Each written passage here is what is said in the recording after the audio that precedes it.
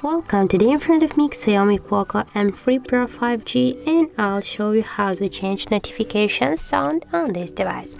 So first you should go to the settings app. I'll scroll down to the sounds and vibration. Now just here you'll see the notifications section. That's wind chimes right now. Just tap here to switch that, and here you can select one from these sounds, or also you can go to the all ringtones, and you can choose from your the online ringtones or from the local ringtones on your device if you get some audio, some music on your device, or from the Google Drive, for example.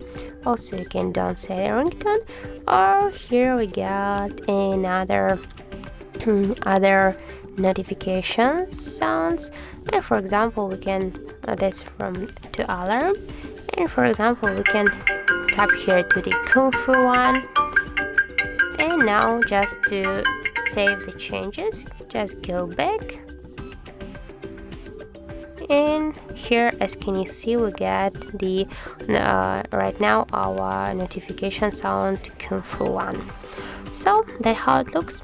If you found this video helpful, remember to leave a like, comment and subscribe our channel.